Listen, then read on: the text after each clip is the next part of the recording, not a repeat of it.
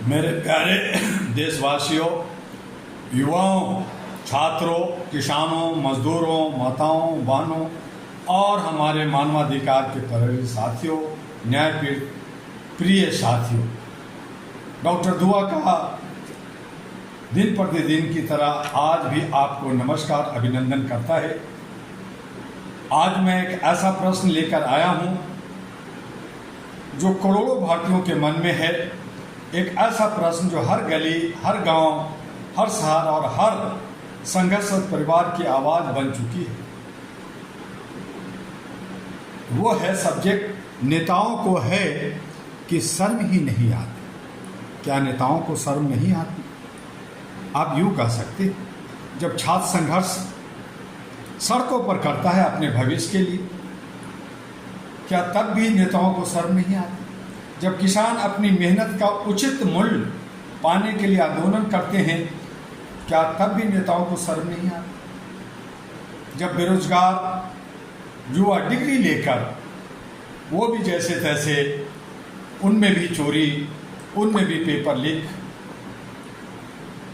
नौकरी की तलाश में दर दर भटक रहते हैं, तो तब भी नेताओं को शर्म नहीं। जब आम नागरिक न्याय के लिए वर्षों तक संघर्ष करता है, क्या तब भी नेताओं को शर्म नहीं आती? मेरे दोस्तों, लोकतंत्र में जनता मालिक होती है और जनप्रतिनिधि जनता के सेवक कहलाते हैं। लेकिन जब सेवक स्वयं को मालिक समझने लगे, जब सत्ता सेवा की जगह अहंकार का प्रतीक बन जाए, तब लोकतंत्र कमजोर होने लगता है।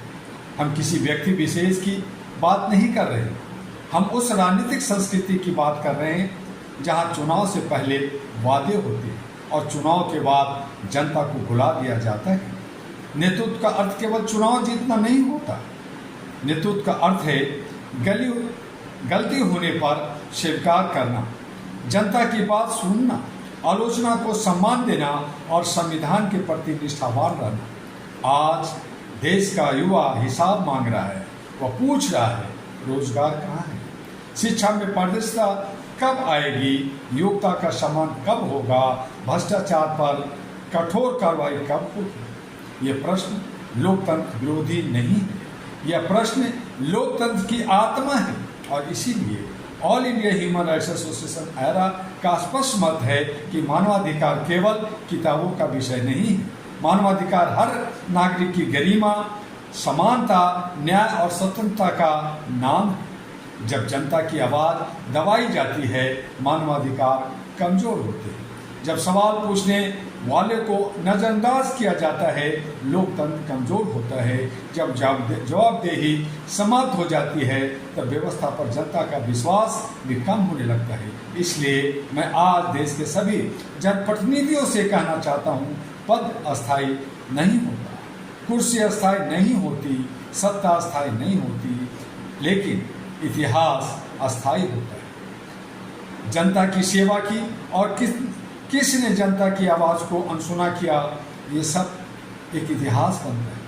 मेरे साथियों, हमें नफरत नहीं चाहिए, हमें हिंसा भी नहीं चाहिए, हमें अराजकता भी नहीं चाहिए। हमें चाहिए जवाबदेही, हमें चाहिए पारदर्शिता, हमें चाहिए न्याय, हमें चाहिए मानवाधिकार की सम्मान।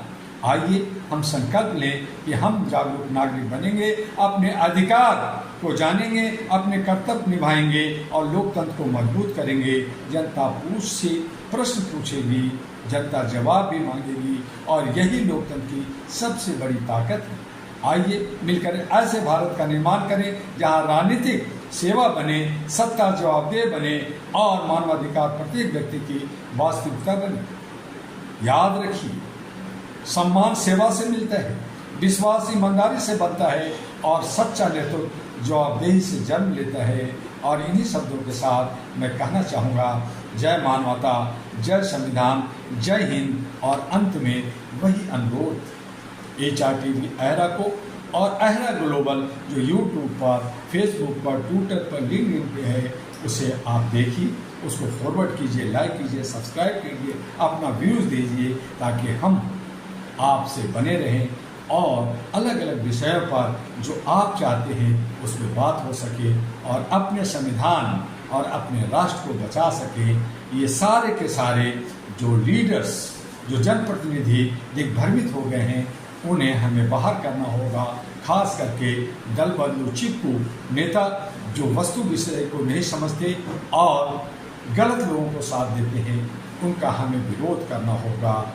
आइए जैन जी के साथ, आइए उन युवाओं के साथ जो अपना भविष्य अंधकार में देख रहे हैं, उज्जवल उनकी भविष्य के लिए कामना करें, सहयोग करें। आपका डॉक्टर दुआ। फिर मिलेंगे अगले विषय पर।